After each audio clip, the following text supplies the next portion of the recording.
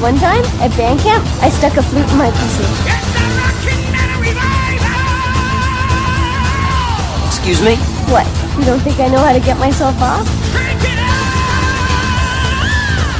Hell, that's what half of band camp is. Sex ed. So, are we gonna screw soon? Because I'm getting kind of antsy.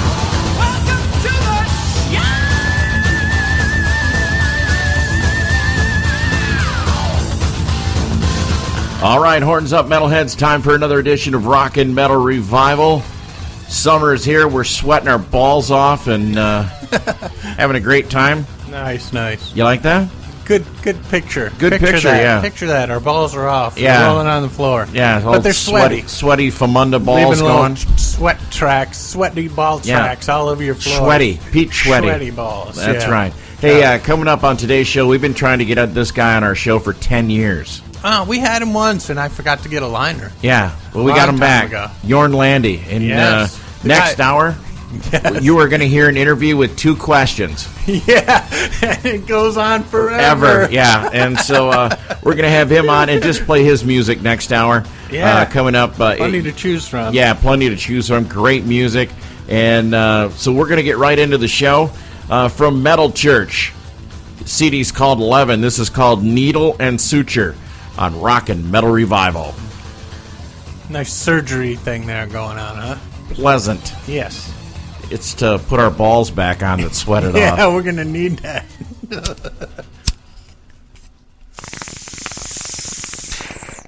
You're listening to Rockin' Metal Revival and the $1 Million Guarantee. What is your financial situation?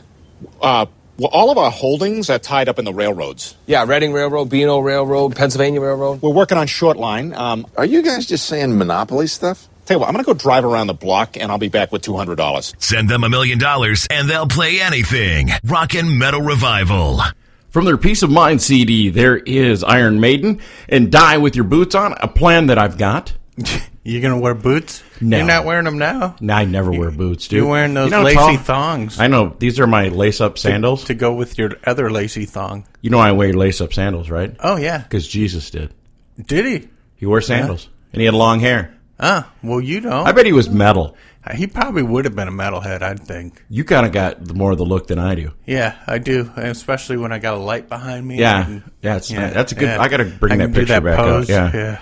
Hey, this past Friday night, I was up in at the Q&Z Expo Center up in Wausau, up by Wausau, Wisconsin. Saw my buddy Eric Brittingham. Yeah. He's playing now with Brett Michaels, and I know we bag on Brett. No. Yeah. Really? Come on. You know, he did that Rock of Love thing, and he kind of came off as kind of a douche. Yeah, considering he's had a fiance and kids by her and everything, and he's troubling around in a bus full of skanks. Yeah, no shit. Like, come on, really? But I found out some things last Friday night from Eric about Brett that made me change my whole outlook on how Brett is. He donates 100% of all of his meet and greet money. You know, like Kiss gets like $1,500. Yeah, and you know that goes into Gene's and Paul's pockets. Yeah. They don't even give any to Tommy and them. No. They're like, no, you get to eat a free sandwich. Yeah, dude. That's it. Now get back there and fucking tune my bass, bitch. Yeah, you're lucky you get catering. Yeah. So, no, but Eric was telling me that it's $200 after a show to meet Brett and pictures and stuff. And that whole $200 goes to either the Wounded Warriors Foundation or Type 1 Diabetes Camp for kids. Really? And being the fact that I have a soft spot for the Wounded Warriors, actually doing some benefits of my own, and also being a person with diabetes. Yeah. So, you guys got it. You're like brothers We're now. like brothers from other mothers. You know? So I have all my hair. You get to talk to him at all? No, I was actually just I didn't really just go wanted to to meet hang Brett. out. I just wanted to hang out with Eric, you know? So you didn't get the record signed and so we can put it up? I was told by Eric if I send him one, he'll get it done. Oh, okay. Don't do it. But no, seriously, you know what? We will still be a poison-free zone because we don't dig the band. Yeah, because it's more CC now than it is Brett. But you know what, Brett Michaels, I give you a big thumbs up, man. He's a good performer, man. He sounds good, man. He sounds like he did back in the day. Yeah. I mean, you know, it's decent, man. I apologize for bagging on him so bad, but I don't. Yeah, you don't. Sorry. I mean, you didn't. Yeah, but I'm just saying that I'm not. So was he wearing his do-rag thing? Yep, and then the hat. Yeah. See, I almost bought you one of those hats. Really? Does he have a hat with his fake hair and No, shit in it? one of too? those cowboy hats, all bent up cowboy hats. Oh, yeah. I thought you would look good in that, especially out on your big deck. Yeah, that would really enhance my big deck. Yeah.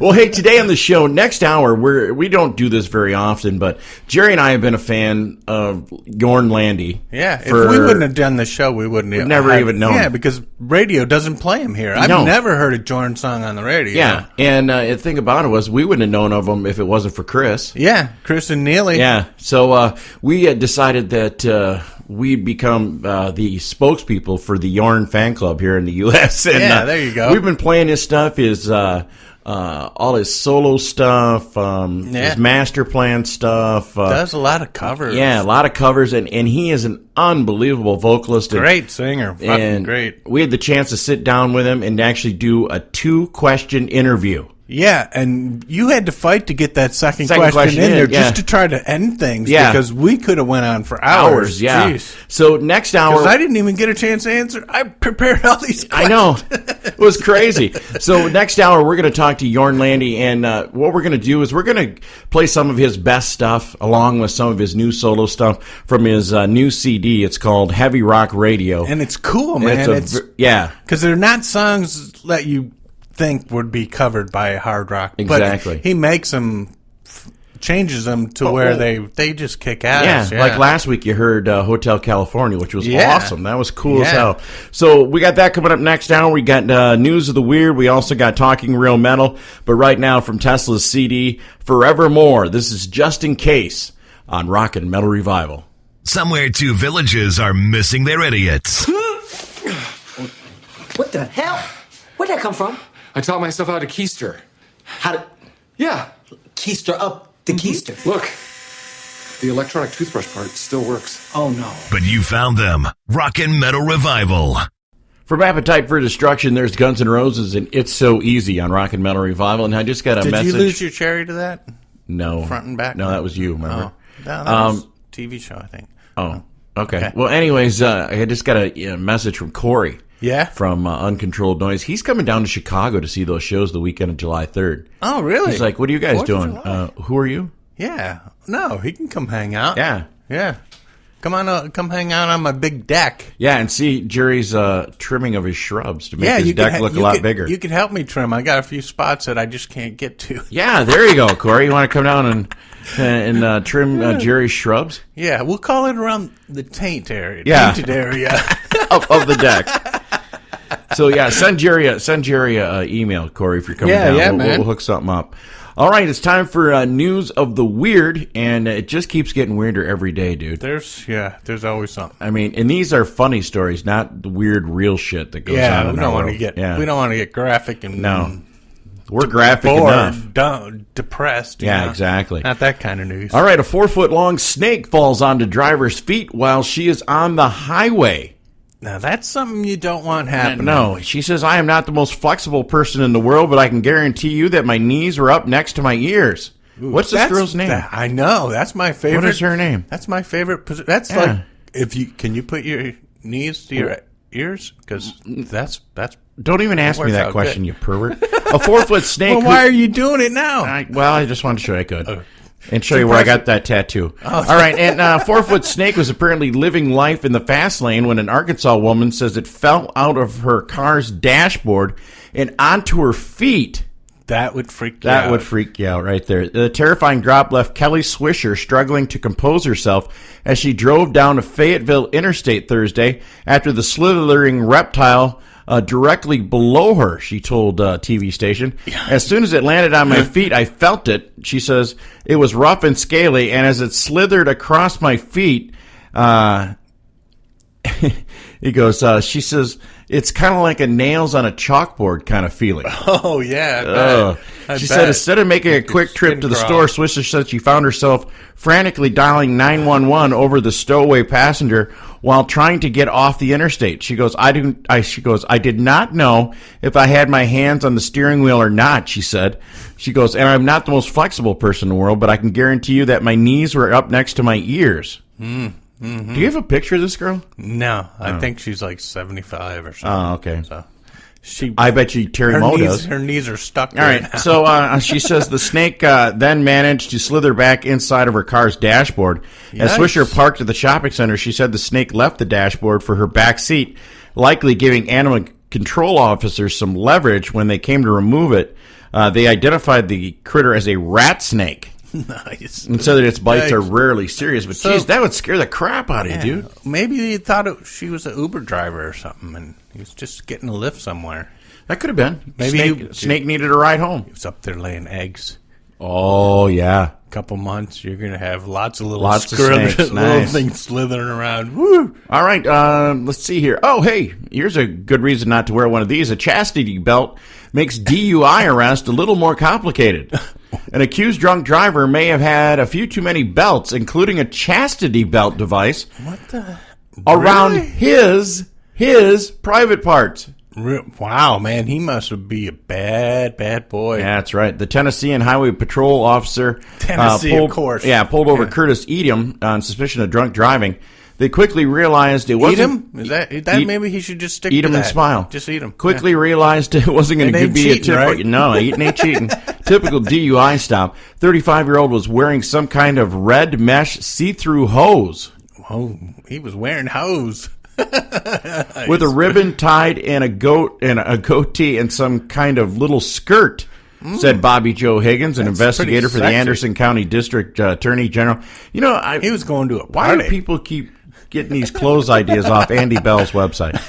Okay, so they want to look like a rock star like he does. That's right. And onto the chastity belt around his privates that they didn't even notice until later. Nice. Police said Edom smelled of alcohol, and his bloodshot, watery eyes were the big indicator he was drunk. He admitted to drinking 4 or 5 shots and then proceeding 4 hours. Oh, he hit 4 or 5 shots in 4 hours. Yeah, that's not bad. Jeez, if he was in Wisconsin, they'd have given him a medal. Yeah. Breathalyzer supported that, but police said that Edom's blood alcohol content was 0.117. Oh, boy, he was drunk. Yeah. During the stop, officers said they noticed a handgun in the center console. Oh, great. That's just what you need. And said they took him into custody where they found the aforementioned chastity belt. Nice. Well... different strokes for different folks, but he wasn't getting to do any stroking, was he? No, he wasn't stroking nothing. Maybe that's why his mom probably put it on him. Mama always said... just don't be stroking it in public, especially around the cops. Mama wants you to be successful in school. You playing that foosball? Down there in Tennessee. Naked man exposes his sausage at Waffle House. What is it with Waffle Houses and naked people? I don't know, but next time I go there, I'm going to go in naked. It sounds like you get good service. I think you get a discount. Something really? Like that, yeah. I would. National discount. I would, yeah, for being disabled, yeah. Well, we see what you got there, and it ain't working. Yeah, so this one's free. Yeah. A witness said, I wouldn't know how to tell my kids what was going on at the time. He was built like a potato. Nice. Hey, it's Mr. Potato Dick. He was showing a waffle lot of skin. Oh, that's a good one. Did you write that? Yeah, no. Georgia man is facing public indecency charges after he allegedly tried to force his way into a Waffle House while stark naked. Brashir Rashid, 36, was arrested on the 7th as he drove his BMW to a Waffle House in Sandy Springs, got out of the car, and tried to enter the restaurant. No clothes. Nice car. Too bad you ruined your driver's seat. Yeah. Don't want to buy that. It's hard to get now. that anal signature out of your leather seat. All right. You're supposed to have the racing stripe on the outside of that thing, not on the seat. Yeah. What's that dark brown stripe? All right. Witnesses told police that Rashid began stroking his penis after exiting the car and walked up to the entrance. He wanted to make it look where he allegedly presentable. He allegedly pressed his sex organ against the glass entry door. Restaurant employees immediately called 911 to explain the situation, and this is what the call said. This is the Waffle House. A gentleman just got out of his car and is naked, standing in front of the door. He just peed on my door, and he's now walking inside. Can you come on over here? Well, I know we don't have any donuts, but come on over. Maybe he was seeing how many. He was attempting, or said when he was attempting to eat, he saw the brazen display of flesh outside of his window. This one guy in the restaurant, yeah. He's like, hey, forget the sausage. Instead of eating his victuals, Rogers decided to go viral by live streaming the incident. Oh, nice. It was kind of a shock to me as a customer. Ruined my whole meal. I bet. He goes, I didn't know what I was going to do. That's a strange kind of Mr. Potato Head there. Yeah, you don't replace Wow, your parents should have had you. Never mind. All right, so that winds up News of the Weird. And hang out at the Waffle Houses. Yep. Always something going on. Always something going on at the Waffle House. If you get pictures, send them to rockandmetalrevival@gmail.com. All right, so getting back to the music, these guys are coming to our area in September. Their last album was one of my favorites. It's called Worship Music. Here's Anthrax. This is The Devil You Know on Rock and Metal Revival. Here's your latest hard rock and metal news on Rock and Metal Revival. All right, horns up, metalheads. Time for another edition of Talking Real Metal. Get the kids, tell them summer vacation's over. It's time to do some learning. Yep, get your learning on. Get your thinking skulls. That's caps. right. Skull There's going to be a test. Yeah, at the end of this An show. STD test. All right, James Hetfield on the next Metallica album. We're super stoked about it. Well, yeah. You should be. You had a lot of time to do it. Yeah, hopefully it's good. Yeah, hopefully it's. You know, the last one, Death Magnetic. I like that one. Okay, yeah. But it was a step up from the last. Yeah, one. from that St. Anger album. All right, Deep Purple. Illness forced cancellation of Swedish concerts. That's kind of sad. Yeah, they didn't really go into much on that. But. All right, I'm going to go to RMR expert on this next topic. Michael Schenker performs with Gary Barton, Graham Bonnet, and Robin McCauley at Swedish Rock Festival. Will there be a DVD? I hope so, because I'd like to see Graham Bonnet and him perform. I'd like to see them do a tour of the Assault Attack that they never got to do because Bonnet got hammered and screwed it all up. I'd like to see him come out on a tour with those three. Yeah, that would be awesome. Yeah. Doing all that different material. Yeah, that'd be awesome. Metallica expanded release of No Life to Leather, delayed due to legal issues. Yep. Who stuck a fork in that one? Probably Mustaine. Oh, okay. He's got stuff on there, and he's going to want to get paid for that stuff. Exactly. Everybody got to get paid. Yep. Ozzy Osbourne says his biggest fear is losing his voice. Yeah, me too. Twisted Sister featuring Mike Portnoy, Las Vegas performance to be released as Metal Meltdown DVD, Blu-ray, CD. I'll ignore that. I'm gonna. Yeah, you know what? I love Mike Portnoy. Yeah, but you know what? Give that. Yeah. That seems like a money grab for Twisted Sister, really. Former Motorhead drummer Phil Filthy Animal Taylor left will worth $1.85 million. Good for him, man. He left nothing to his wife. Hey, sometimes you gotta do that. Well, she got it all while he was alive. Yeah, she got all. Never mind. Iron Maiden, Nico McBrain, Bruce Dickinson is my hero. Yeah. Okay.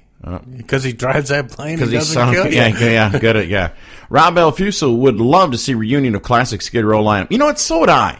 Yeah, I don't think it would be the big money grab that people think it would. I don't think it would be that popular anymore. I think it would be popular if they should have done this and got on the Guns N' Roses. Yeah, tour. if they package it with another band but I don't think they got enough. Because they've done nothing to keep their reputation up anymore. Exactly. They just get the band itself. Just fights in the public. Yeah, it sucks. It hasn't done any good for... Rob Alfuso's in a band called Fate Times Fate with John Regan and Todd Howarth from Freely's Comet, and they're coming on the show. Oh, sweet. So that's coming up. Cool. Letting you in on a little secret. Ooh. All right. Don't tell anybody. Yeah, keep it to yourself. AC/DC launches Thunderstruck Tequila. Oh, you'll try that now. We should have RMR Hennessy. Hennessy? Yeah. That's about our speed. Yeah. That'd be all right. Paul Stanley on possibility of Ace Frehley returning to Kiss. I don't see it. I'd rather have RMR Kush. There you go. And we can do that, too. Yeah, there we go. I know a guy we can talk to. Make our own brand of There weed. you go.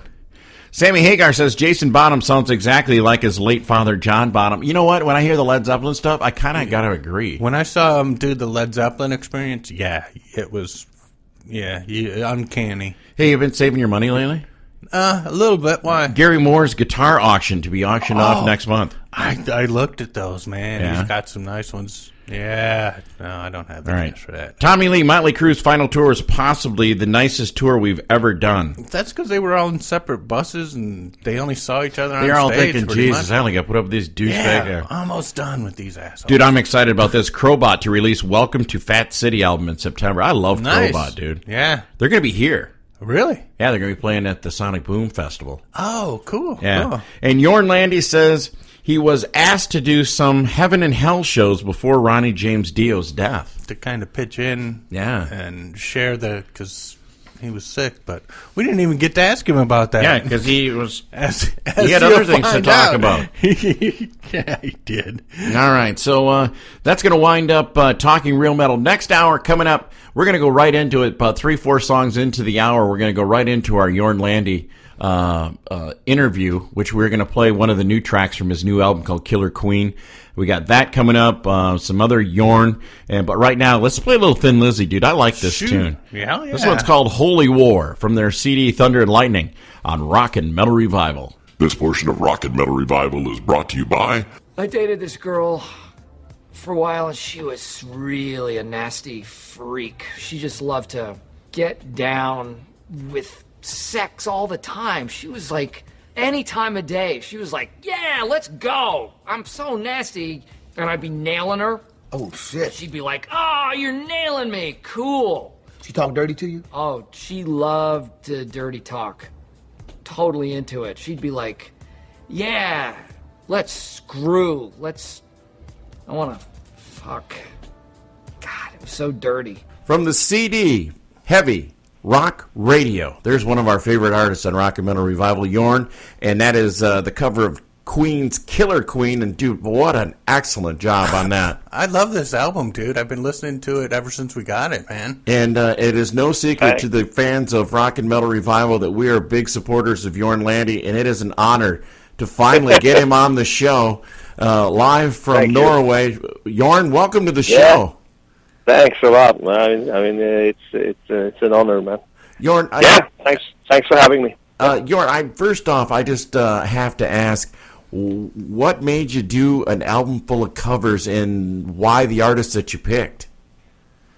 Well, I've always kept busy writing my own albums or co-writing stuff, with others, and I usually took on too much work, and just time flew by, and all these great songs that I grew up with, I never just didn't have time to record them, and I always wanted to record some of these songs from the 70s and 80s, and of course there's a couple of tracks or more recent tracks there as well, but most of it's based around my youth when I was, teenager and stuff. So I had a list of 40, 50 songs, and I had to pick 12, 15 tracks for the album, so I have to, probably have to do another one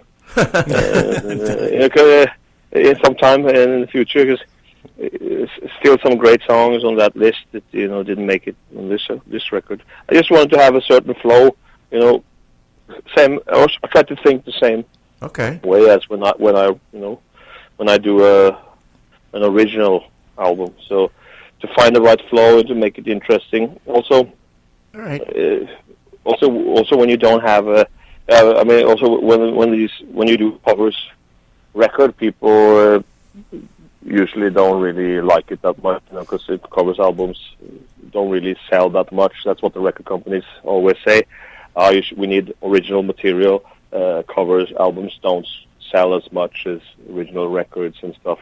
It's a kind of when you want to prove them wrong in a way. You want to kind of do something special with these songs and pick the right running order and all that to make it interesting. So you could say that despite being a covers album, it's a bit of an original, for sure, kind of stamp that we put on this record still, and we took some time and effort to make some of these songs rock. Exactly. So and especially some of these more pop related songs. I mean, even Killer Queen was still a bit more heavy than the original one, and exactly. But especially Running Up That Hill, originally by Kate Bush. It's nothing to do with rock really from the beginning. It might be, you could call it experimental pop, or you could call it progressive pop or whatever. But very artistic. I mean, she's such a brilliant artist, and so that was a bit of a challenge.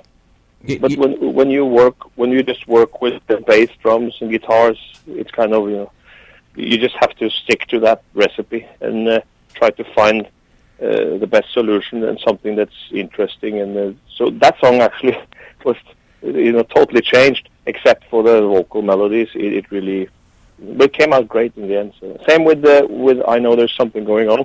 Mm-hmm. Nice. Originally by Frida. Frida used to be one of the singers in ABBA, and a great song. Phil Collins played drums on the original track, and I always felt that song was like missing, or in lack of something. They had this huge drum sound, heavy drumming by Phil, and cool bass. Everything, arrangements were great, production was great. Reminded me a bit of the old Genesis stuff like Mama or In the Air Tonight by Phil Collins, and he obviously used the same kind of sound or production methods for her album. So, but then again, it's like the song lends itself to rock in a way, naturally, because we. So that's why we just thought that playing those guitars, just following the main structure of the song was it just worked. It was just very fast and natural. So it came out. Some songs were easier than others to arrange and adapt to, or to Jornify. Jornify, in a way. That's a good term right there. Because sorry. Oh no, go ahead. No, I mean it's what you said. It's some call it to have the songs Jornized, and some say Jornified. But it's kind of it's the right way to put it, I think, because I would not have picked the songs if I didn't know I could put my stamp on them somehow, or make it personal somehow. I mean, I grew up with these songs; they're part of my youth, and I always tend to think that when we were young, we were more honest. In general, we when we listened to music and really liked something or connected with a song, it was less political. Today you like something and you consider everything. Consider the production. You consider, if it's modern or not, or if it's boring old stuff that you heard before. You consider all these aspects of the business before you kind of decide if this is a good quality thing or not. And then in the end you say, well, it's a good song. I really like it. It's a bit old school, but stuff like this. So what I'm thinking is that some of these songs that you listen to when you're a teenager. Or a kid, you do you're total naive, and you're totally not affected by political correctness in any way. And so I think that's what I tried to do when I picked the songs. So when I made the list, I just picked songs that I felt that had some connection to, or that I could identify with, or which I did when I was a young boy, so that was or a teenager. So some of these songs were really personal to me, and that's how I based my choices. So that's why I also have to do another one probably in a couple of years. So, so many great songs. I mean, Kate Bush, one of my favorite female artists.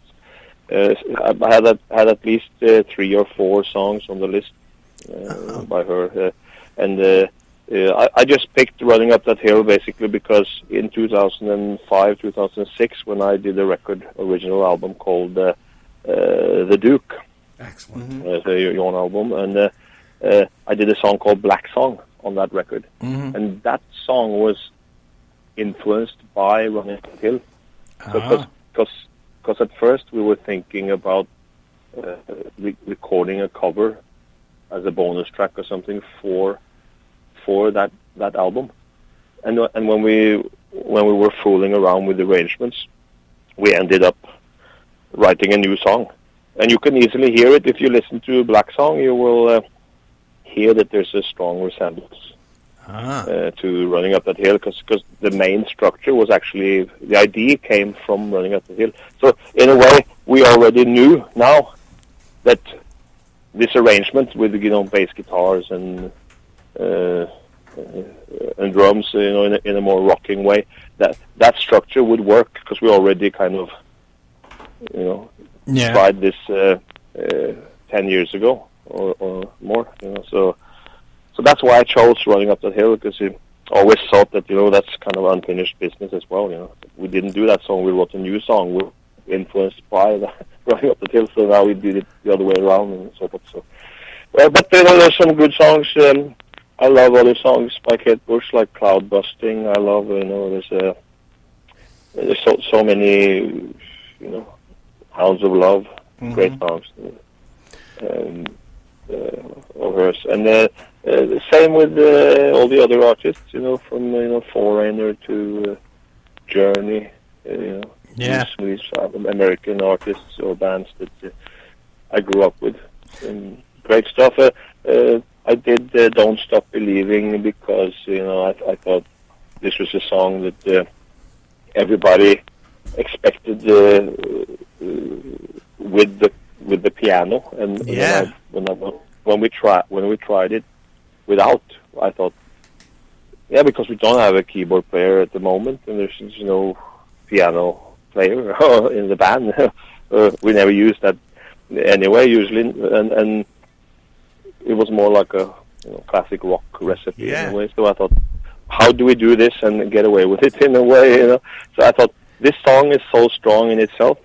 So if you take away some of those commercial elements, such as the piano, and just play it a bit more and try to find a structure or guitar structure that works instead, you know, it you know, could be great, and it worked. And I think the song itself is so good that even if we kind of made it less commercial, the song itself is the melody is so strong on its own. You don't really need the piano. You could do a lot of things under there. Yeah. You know, and just, as long as you have that lyric with that vocal melody, that song would still stand out to be a very strong tune. So that was kind of like the idea with that song, you know. So we never tried to record it to get some kind of radio hit or anything. You know, we didn't release it as a single or anything. It's just, you know, it's a good song. It's a great song, and same with Running Up That Hill, and I Know There's Something Going On. So I guess also the song by Paul Stanley, Live to Win, it's a song I really like a lot. I always felt that Paul's version was great, and he's a great singer and all, and great songwriter.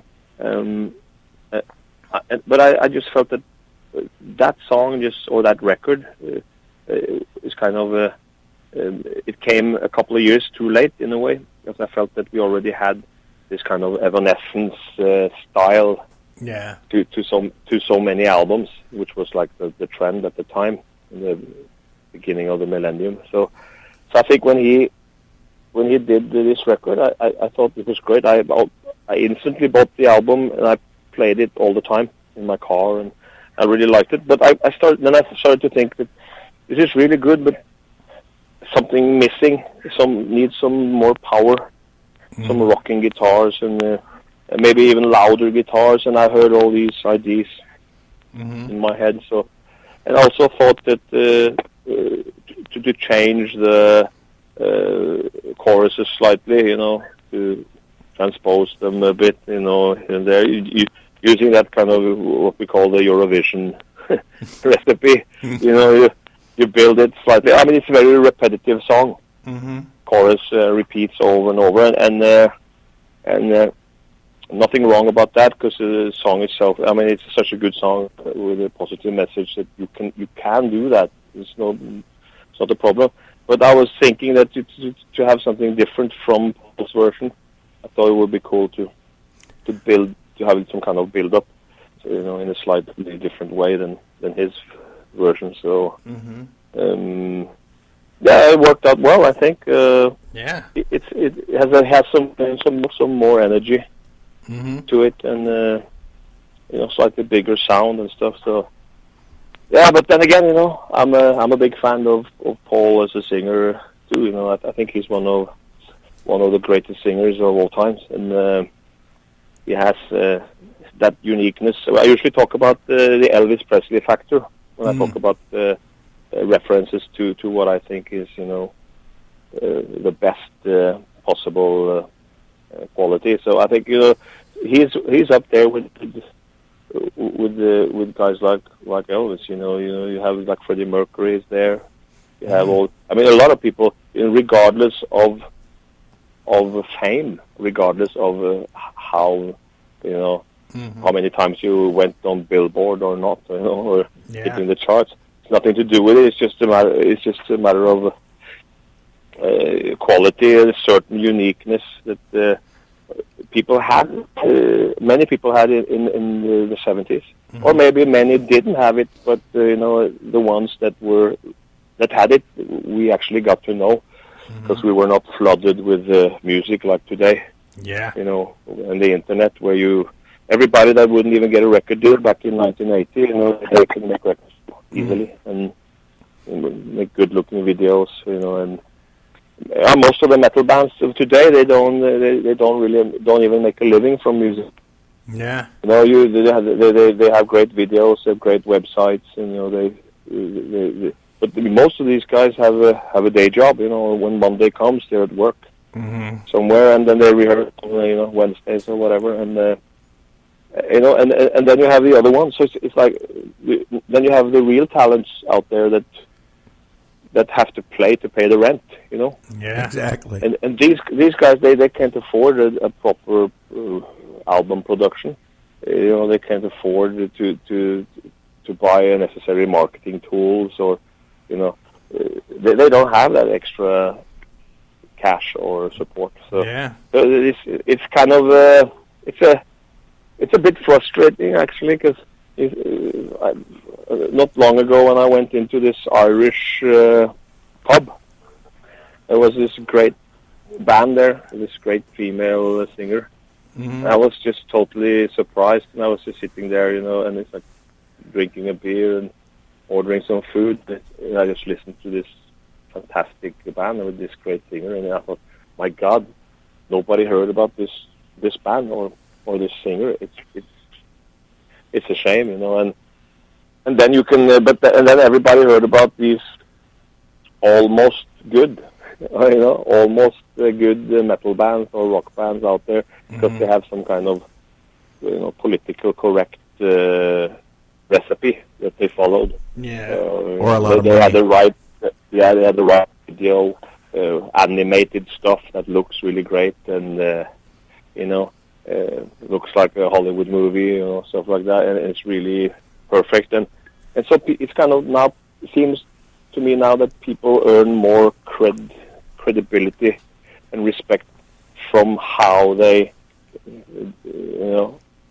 on how they do the business and how they, play their cards. It's like it's not that much the performance anymore, and the soul, exactly, feeling of the music. It's more about if you have the right video production and the right website, and you did something right with the marketing and the promotion to reach a certain level, and then to get to do that and tour and start pulling the people, then you did something right. So then you get the necessary cred. Excellent. To be accepted, and I think that's that's the trend of today. But that's totally opposite from what it used to be when I grew up. Yeah. And then again, back to the Elvis factor.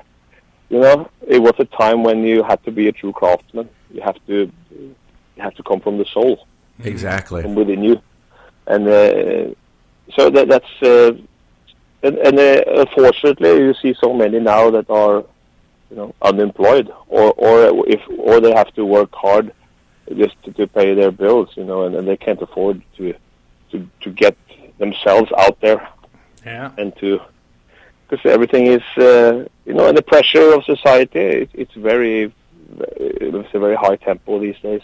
It is. For sure. And, yeah. I mean, guys like me, I'm lucky because I came from the old days, and I've kind of like one leg in the old days and one in the modern age of music. So I started out in a time just before the internet started to escalate and things. Well, we're build up. So we dig everything you do, and we were lucky enough to have somebody actually turn us on to your music. And if people, Jorn, want to know where they can find more of your music to experience some of the back catalog, where's a great place to learn more about Jorn Lande? Well, yeah, I think there's so many records I've done, and some of it are like diverse as well. But I think if you want to know in like one record, I think to check out a record called Beyond Twilight, The Devil's Hall of Fame. That's a great album. That record sums up a lot of things, and also the three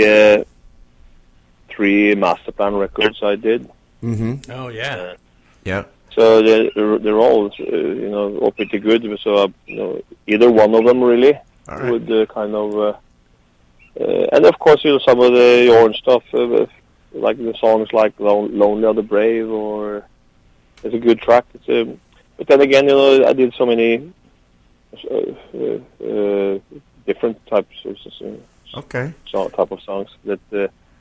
I experimented a lot with my singing as well, singing into different musical landscapes and experimenting. So I think I'm more classic. I'm more from the classic rock. You bet. Scene to begin with. So I think that's where my heart lies the most. I just when I came out of the 90s and I did some more.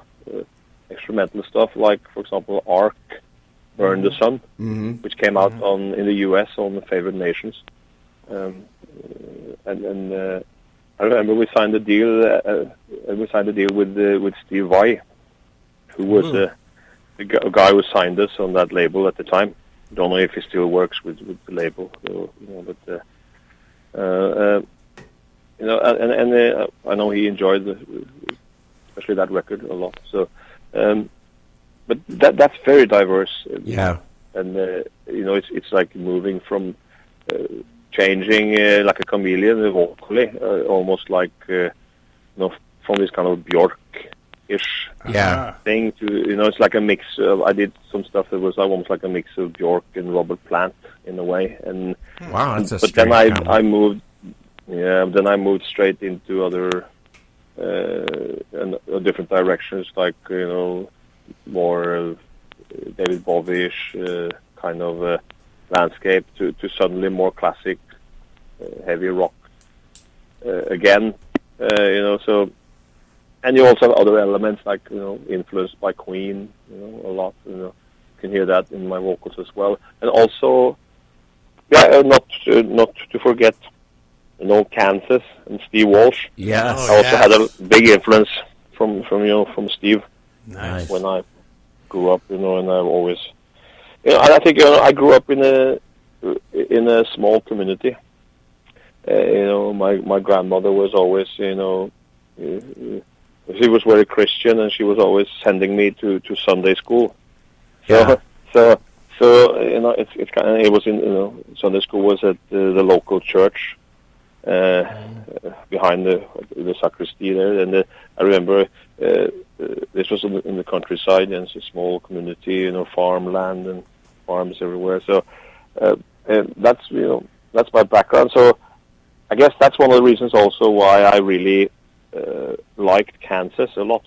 Kerry Livgren stuff and Steve Walsh's vocals and these guys when they wrote lyrics, they were kind of biblical stuff, but I really liked the symbolism, and I could understand and identify with everything they wrote. Of course, I changed with the years, and my view on Christianity changed when I got older, and you started questioning things, like all of us. But when I look back at everything now, I really find that there's a good essence in some of the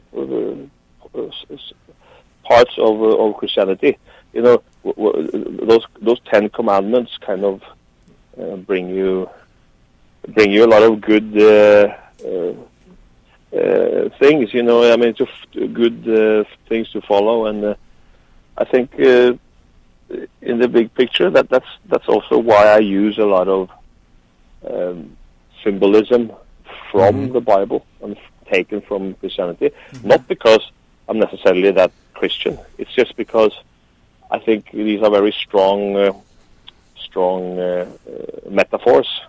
Exactly. And they're very understandable in a way. I mean, people can easily relate to what's said because Christianity is so established in the world. So instead of writing, by using a dictionary or looking at some program on TV like so many bands do today, watching Discovery or History Channel, and then they write the record about it, That's instead of doing it that way, just to try and find new words to explain something, to desperately trying to be original or new. I'm still sticking to the old school recipe, really, because I think the most important thing is for people to be able to understand what I'm singing about, to be able to identify with what I'm saying. So, and that's also why I still use a lot of symbolism from the Bible. Excellent. Well, we're gonna throw on "Live to Win" right now, Jorn. We're both big Kiss fans here, and I hate to cut you short, but we're gonna get. Oh, that's fine. I'm used to it. Sorry about that. We're gonna get "Live to Win" on here, but we want to tell you what an honor it is to have you on the show. You're welcome here anytime, and we will play your music until they take us off the air. Yeah. I didn't even know we were on the air. Yeah, so we're going to play "Live to Win." Jorn Lande, you're always welcome on Rock and Metal Revival. There's Jorn in Naked City on Rock and Metal Revival, and boy, those are some pretty high compliments he had for Paul Stanley, comparing him to Elvis. Yeah, man. I mean, I like Paul Stanley, don't get me wrong, dude. I mean, but Elvis? I think it was more of a uniqueness to his delivery and his showmanship, yeah. And I'll give you that. Paul Stanley's one of the best frontmen in rock and roll. If you watch those old videos of them back in the 70s, 74, it's like night and day how he's just turned into this great showman, ultimate front man, the ringleader, of the Kiss Circus, the Psycho Circus. Ooh, maybe they should have an album called that. That'd be wow. No, one of my favorites is if you get a chance, go on YouTube and go to Houston Summit 1977 live show. Yeah, that is the recording of. A lot of that is for Live 2. Yeah. And that is a phenomenal show. And you could start to see Paul really take off as a frontman in that. And yeah. So, but it was cool having Jorn on. Man, I tell you what, man, that dude can talk. Next time we call him, let's not even record it. Let's just bullshit. Yeah, we should. We'll hang up, finish this up, and give him another call. Yeah. Hey, by the way, the V reached out to me. Tell him we're telemarketers. Yeah. That'd be cool. We got his number. Yeah. The V reached out to me yesterday, dude. Oh, did she? She said she's sorry for not getting a hold of us. She wanted to know if we still loved her. And I told her, yes, we do. And we'll probably have her on the show soon. Oh, Cool. All right. Okay. So everybody who's been asking about Veronica, she's okay, and she will be back with a vengeance. So that winds it up. Next week, it'll be a new band. All right. All right. We got a couple options, and so we will have a new band with us. I don't want to say any names until I can confirm them. But until then, man, there's too much hate going on in the world. Knock it the fuck off. Yeah. What the hell, man? If you don't want Jerry and I coming to your door, knocking on it, and giving you a little RMR justice, be nice to each other. Yeah. What the hell, man? Quit shooting each other, you dumb sons of bitches. All right. That's all I'm going to say. Yeah. All right. So, until next week, don't drink and drive. Smoke and fly. Peace. This brings to an end another edition of Rock and Metal Revival. If you enjoyed it, tell a friend. If you didn't, tell two. Until next time, this is Rock and Metal Revival.